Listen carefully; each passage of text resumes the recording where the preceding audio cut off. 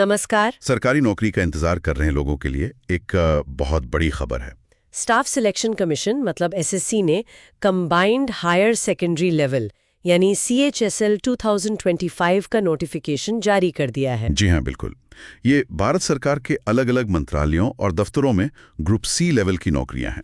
और अच्छी खासी संख्या में है, लगभग 3141 पद हैं। हाँ, करीब 3141। ये एक बहुत बड़ा मौका है। तो इसमें जैसे लोअर डिविजनल क्लर्क यानी LDC, junior secretariat assistant JSA और डेटा एंट्री ऑपरेटर डीईओ जैसे पद शामिल हैं।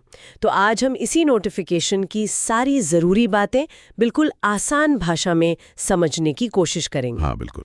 तो सबसे पहले कौन कौन से पद हैं और ये लगभग 3141 है, ये तो हमने बता दिया। हाँ, तो मुख्य पद यही है, एलडीसी, जेएसए और डेटा एंट्री ऑपरेटर डीईओ। इसमें एक डीईओ ग्रेड ए भी है। ये ग्रुप सी पद हैं, मतलब क्लर्कियल और सहायक भूमिकाएं। कह सकते हैं कि सरकारी मशीनरी की रीढ़ की हड्डी होते हैं ये पद।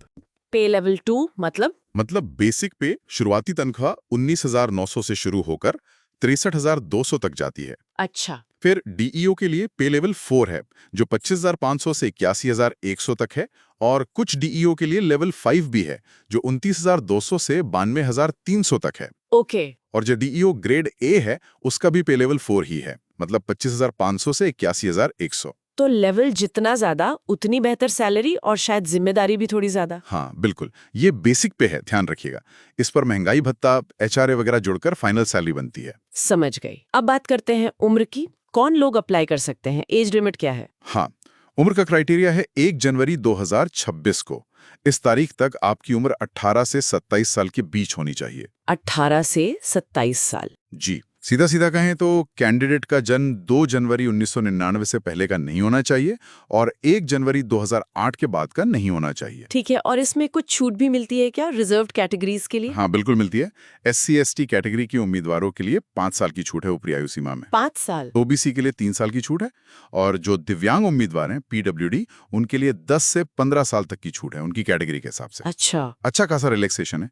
अब आते हैं पढ़ाई पर। हाँ। क्वालिफिकेशन क्या चाहिए? क्वालिफिकेशन सीधी है। ज्यादातर पदों के लिए मतलब एलडीसी, जेएसए और ज्यादातर डीईओ के लिए बस किसी भी मान्यता प्राप्त बोर्ड से 12वीं पास होना चाहिए। सिर्फ 12वीं पास? किसी भी स्ट्रीम से? हाँ, ज्यादातर के लिए किसी भी स्ट्रीम से। लेकिन यहाँ एक छोटा सा पेंच है। अच्छा, क्या कुछ खास डीईओ पद हैं, जैसे उपभोक्ता मामले, खाद्य और सार्वजनिक वितरण मंत्रालय और संस्कृति मंत्रालय में?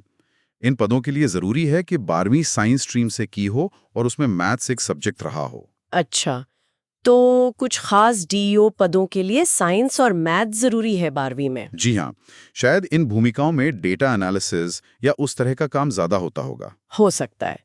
चलिए अब सबसे जरूरी सवाल पर आते हैं। अप्लाई कैसे करना है? क्या प्रोसेस है? प्रोसेस पूरी तरह से ऑनलाइन है, सिर्फ ऑनलाइन।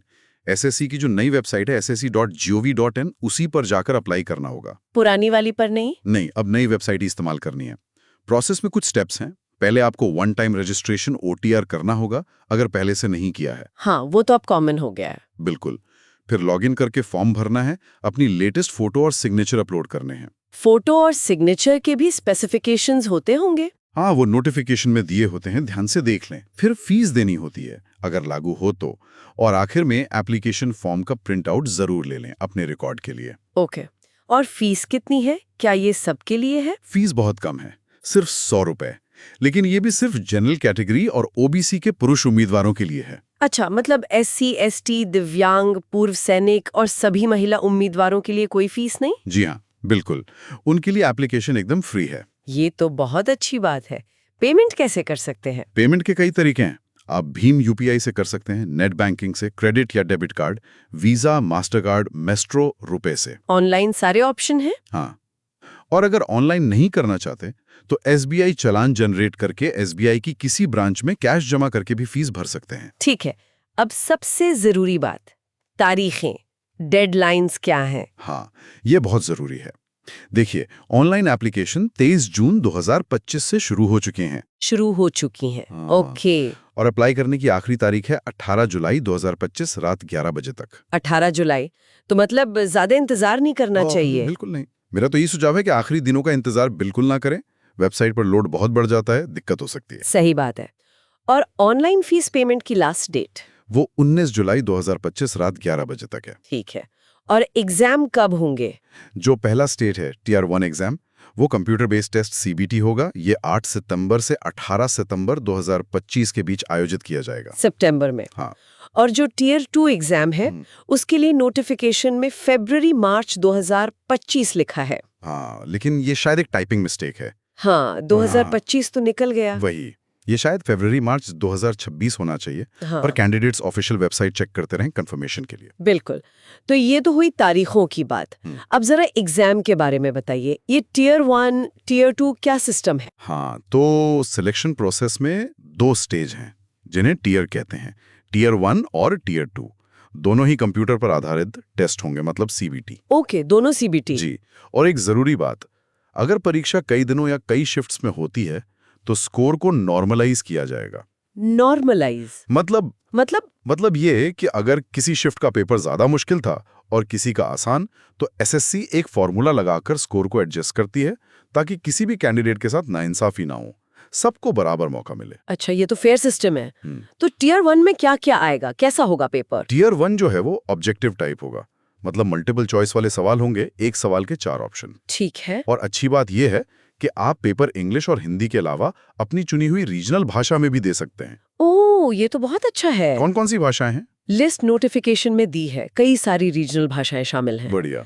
सब्जेक्ट्स क्या होंगे टीयर 1 में? इसमें 4 सेक्शन होंगे। पहला इंग्लिश लैंग्वेज, जिसमें बेसिक नॉलेज परखी जाएगी। दूसरा जनरल इंटेलिजेंस, मतलब रीजनिंग। हाँ। तीसरा क्वांटिटेटिव एप्टीट्यूड, जिसमें बेसिक अरिथमेटिक स्किल, मतलब 10वीं लेवल तक की गणित।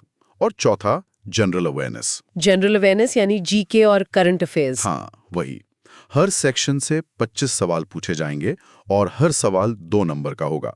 तो कुल मिला के 100 सवाल हो गए 200 नंबर के। 100 सवाल 200 नंबर। और टाइम कितना मिलेगा? टाइम मिलेगा 60 मिनट, यानी 1 घंटा। लेकिन कुछ दिव्यांग उम्मीदवार जो स्क्राइब का इस्तेमाल करते हैं, उन्हें 80 मिनट मिलेंगे। और नेगेटिव मार्किंग? हाँ, ये बहुत जरूरी है। नेगेटिव मार्किंग है, हर गलत जवाब के लिए आधा नंबर 0.50 मार्क्स काटा जाएगा। आधा नंबर मतलब तुक्केबाजी महंगी पड़ सकती है। बिल्कुल, एक्यूरेसी बहुत जरूरी होगी। ठीक है, ये तो हुआ टीयर 1। अब जो इसे पास करेंगे वो टीयर 2 देंगे। जी हाँ, टीयर 1 सिर्फ क्वालिफाइंग नेचर का नहीं है, इसके मार्क्स फाइनल मेरिट में जुड़ेंगे या नहीं ये नोटिफिकेशन में देखना होगा। लेकिन टीयर 1 पास करने वाले ही टीयर 2 में बैठ पाएंगे। और टीयर 2 कैसा होगा? टीयर 2 में भी मल्टीपल चॉइस वाले सवाल होंगे, लेकिन इसमें कुछ सेक्शंस और मॉड्यूल होंगे। साथ ही इसमें स्किल टेस्ट या टाइपिंग टेस्ट भी शामिल है। स्किल टेस्ट मतलब एलडीसी जेएसए के लिए टाइपिंग और डीओ के लिए डेटा एंट्री स्पीड टेस्ट। हाँ, बिल्कुल। एलडीसी जेएसए के लिए टाइपिंग टेस्ट होगा और डीओ पदों के लिए डेटा एंट्री स्किल टेस्ट होगा। ये क्वालिफाइंग नेचर के होते हैं, मतलब बस पास करना जरूरी है। इनकी डिटेल जानकारी जैसे स्पीड कितनी चाहिए वो सब नोटिफिकेशन में दी गई है। ठीक है, तो मतलब तैयारी दोनों टीयर्स को ध्यान में रखकर करनी होगी। बिल्कुल, रिटन एग्जाम के साथ साथ टाइपिंग या डेटा एंट्री की प्रैक्टिस भी शुरू से करनी चाहिए। तो कुल मिलाकर देखें तो ये 12वीं पास युवाओं के लिए केंद्र सरकार में एक स्थिर और अच्छी नौकरी पाने का एक सुनहरा अवसर है। हाँ, निश्चित रूप से। पात्रता मानदंड स्पष्ट हैं, आवेदन प्रक्रिया ऑनलाइन और सीधी है, और परीक्षा योजना भी 2 चरणों में बटी हुई है। बस जरूरत है समय पर आवेदन करने की और लगन से तैयारी करने की। और जैसा आपने कहा, डेडलाइंस का ध्यान रखना बहुत बहुत जरूरी है। 18 जुलाई लास्ट डेट है। जी, 18 जुलाई। एक बात मेरे मन में आ रही है, ये जो टीयर 1 में जनरल अवेयरनेस का सेक्शन है, हाँ। इसमें लिखा है भारत और उसके पड़ोसी देशों का इतिहास, संस्कृति, भूगोल, अर्थव्यवस्था, सामान्य नीति, वैज्ञानिक अनुसंधान, मतलब सब कुछ ही आ गया इसमें तो। हाँ, सिलेबस तो काफी बड़ा है इसका। तो ये एक तरह से समंदर जैसा है। अब उम्मीदवारों के लिए ये सोचना कि इस समंदर में से कौन से जरूरी मोती चुनने हैं, किन टॉपिक्स पर ज्यादा फोकस करना है, ये शायद सबसे चुनौतीपूर्ण भी होगा और दिलचस्प भी है ना। बिल्कुल सही कहा आपने। यही स्मार्ट तैयारी की पहचान होगी कि इतने बड़े सिलेबस में से क्या पढ़ना है और क्या छोड़ना है, या किस पर कितना ध्यान देना है। प्रीवियस ईयर पेपर्स इसमें काफी मदद कर सकते हैं। वो इन सब बातों का ध्यान रखेंगे और सफल होंगे। जी बिल्कुल। सभी उम्मीदवारों को शुभकामनाएं।